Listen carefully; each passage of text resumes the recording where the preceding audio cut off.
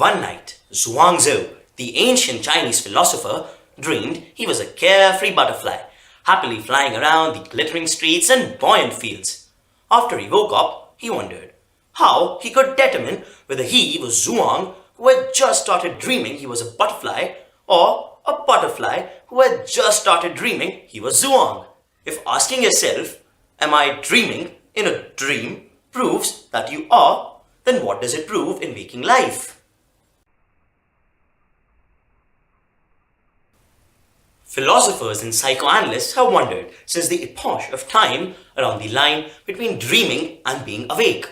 At what side of the coin or lobe of the cerebellum is our conscience truly existing?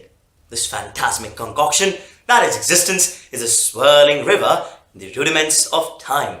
You dip your head inside the water, and stupor engulfs you into oblivion. Hypothetically, you are sleeping and probably dreaming. But really, are you? You lift your head back up into what you may call as waking up and realizing it's a Monday morning. But at what point of this spectral interaction are you really awake? And trust me, pinching yourself doesn't really justify if you're dreaming or not. That's just delirious folklore. While you are dreaming, you usually aren't aware that you are. But if you are aware, then it is called a lucid dream, where you can, to some extent, control your dream. This betrayal of our senses and not distinguishing reality from illusion has prompted many schools of thought to wonder whether one could be dreaming constantly rather than the little snippets you have at night. This is called the dream paradox.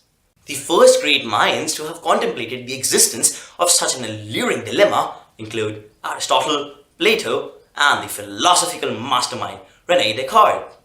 If you have watched The Matrix, machines imprison the human race into this enormous mechanical system which runs on body heat. The biological battery is human bioelectricity.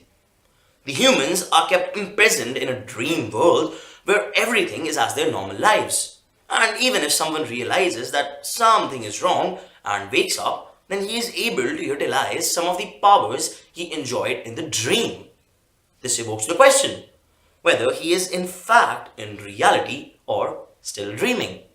The dream paradox has many more references in popular fiction such as Alice in the Wonderland and Star Trek.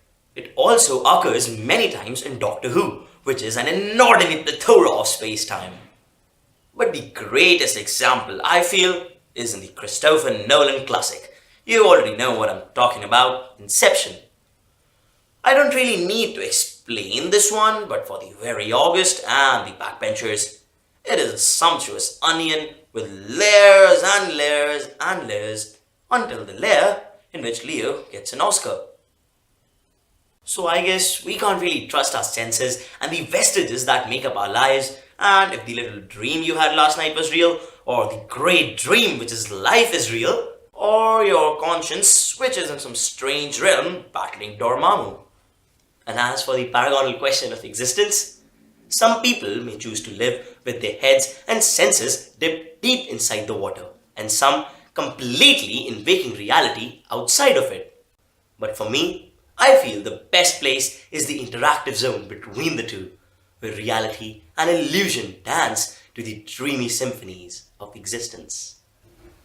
You know, I had a dream yesterday. People were liking this video and subscribing to my channel. When I woke up, I realized I'm on Facebook and Twitter and Instagram, and also I answer questions on Quora.